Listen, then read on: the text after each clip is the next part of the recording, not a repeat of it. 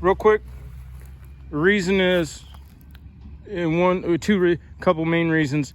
Where the sun rides where I'm at in Central Florida, it shows better when I make a pass structure that's north to south.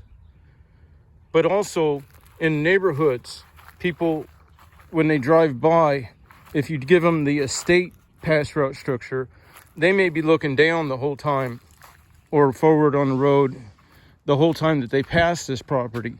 But with neighborhood style pass route structure, they could be all the way up the block and start to notice that before they look down for texting or whatnot.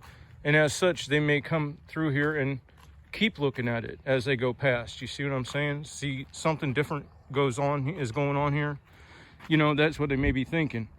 Now, on estates, it makes sense to run it from curb to house, because usually an estate is bigger and it is more expansive, like a mini farm. If you've been out on the highway, you drive by, and I don't mean to give them people free advertising, but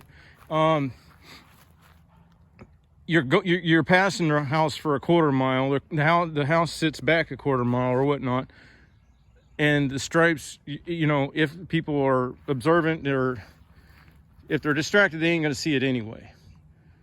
But you got a longer expanse where them stripes are hitting the side of the eye, going boom, boom, boom, boom. You know what I'm saying? As you pass a large estate. And then if it takes your attention that way, then they can see the lines as they look up towards the house. You see what I'm saying?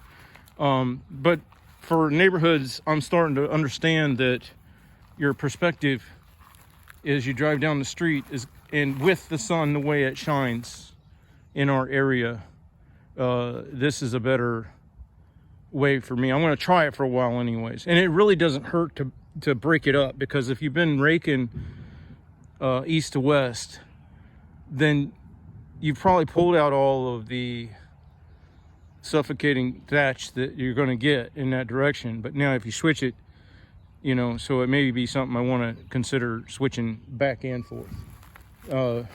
So far, everything's holding up good on the little John Deere.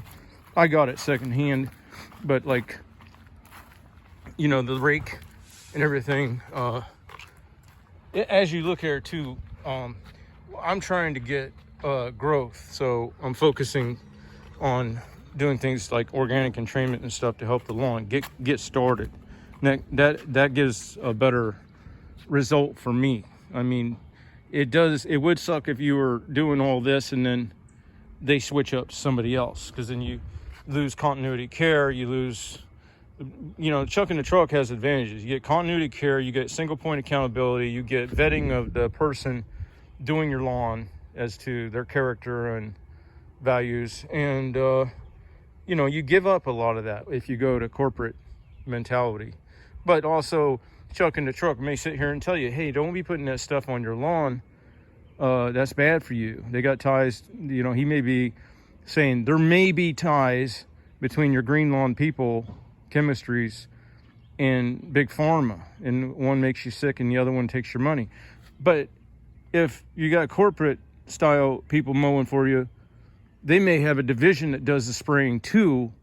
And the last thing they can do is say something like that. You see what I'm saying? And that's all speculation. I'm just saying maybe. Understand? Maybe? Okay. Well, here's the John Deere holding up pretty good. Putting a lot of hours on it. None mowing. Except for yesterday, I did put the side chute bagger on.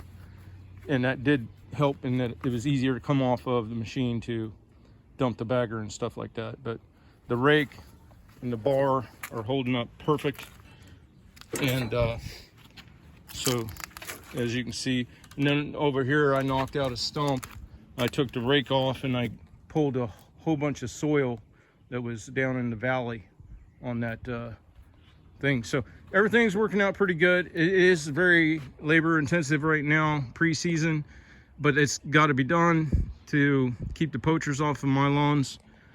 Doing and adding that extra value without just going lower on the cut height, you know.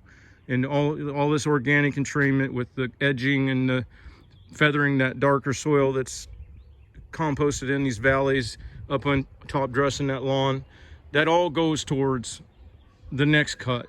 you know, let's just hope that I do get a next cut, because some of my processes take longer to prove out than the patience of the customers, and that a lot of the customers, they want to see immediate results. So that's a tough one. All right, you have a good day. Oh, on that subject, on a tough one, it helps to have verbal tools. One of the big verbal tools you can use right now is COPD, because I don't know if there's a exact correlation or causation, but a lawn care person that I knew of passed away from COPD, and the person who told me said it was from doing lawn care. So keep that in mind. All right, have a good day.